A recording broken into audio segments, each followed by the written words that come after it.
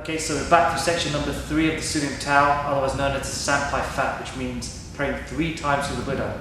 It's called this because of the 3 Wusao actions you do while performing the section.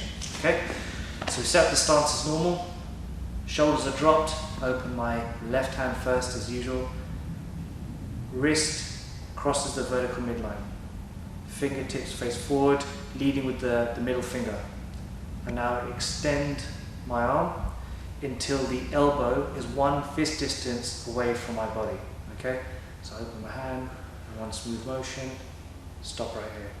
And now pull the fingertips back for the Boon Hun Sao and perform the Wu Sao. The fingertips pull towards my body, which naturally causes my elbow to kick out. Don't kick it out yourself, otherwise the angle will be wrong.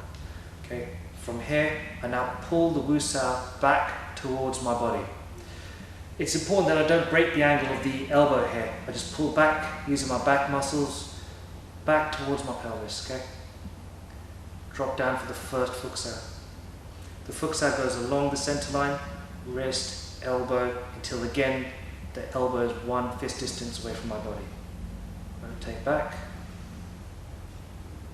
2, and 1 more time. Pull back. I now perform the Park Sao. The Park Sao goes 45 degrees, it goes to my shoulder line over here, the opposite shoulder line. I pull back, show the palm, perform the palm, Hun Sao, and back here to repeat onto the other side. Okay? Open the fingers, wait till the wrist crosses the vertical midline, lead with the middle finger along the center line, rotate back. Pull back rather than bend at the elbow.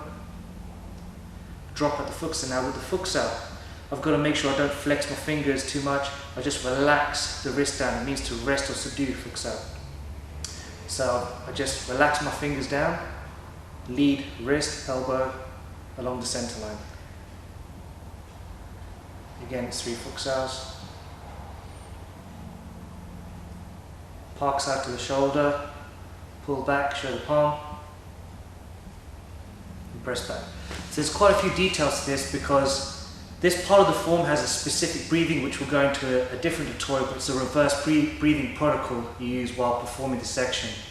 Secondly, there's 3 ways of force you have to use when performing the section, okay?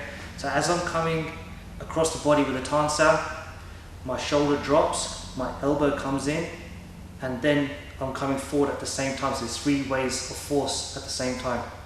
When you do this correctly, you're supposed to perform this entire section very slowly, okay? But obviously we don't have time for that.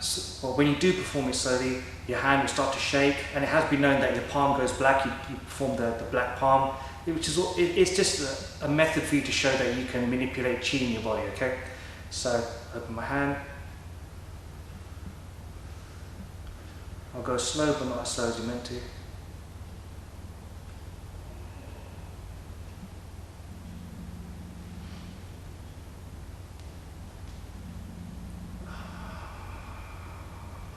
And you really pull back with the Wu Sao over here. Relax the Fuk Sao down. Really pull that elbow in, down, and go forward.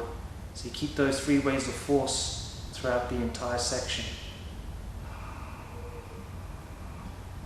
Okay, 3 Fuk Saos, Park Sao, then palm. So make sure when we're performing this also, as well as having the 3 ways of force, that there's a twist on the fingers over here when delivering the Tan Sao. And a drill that I like to give my students to really help them get the idea of pulling back with the back muscles is as follows. So Jivan performs a Wu Sao. If he tries to just bring his hand back to his chest, doesn't disturb my structure at all. If he pulls back into his pelvis with his back muscles, it starts to pull me forward. So this is the correct way of retracting that Wu Sao. You see, the idea is that he wants to have forward pressure while his Wu Sao is retreating backwards. So as he's coming backwards, there's still a springy force on his Wu Sao. Okay, so now we're on to the Park Sao and the palm section. So when Jivan comes over, I can show you a simple drill which teaches you the correct structure to have for your Park Sao. So as he presses into me, If I just try and use my shoulder muscles, he just press, it's just going to press me over, no problem, okay? Now if he presses, I keep my elbow down, shoulder nice and relaxed. He's actually pushing into my hip, there's a connection between my hip and my elbow. He pushes more, I can load this into my structure, it's no problem, okay?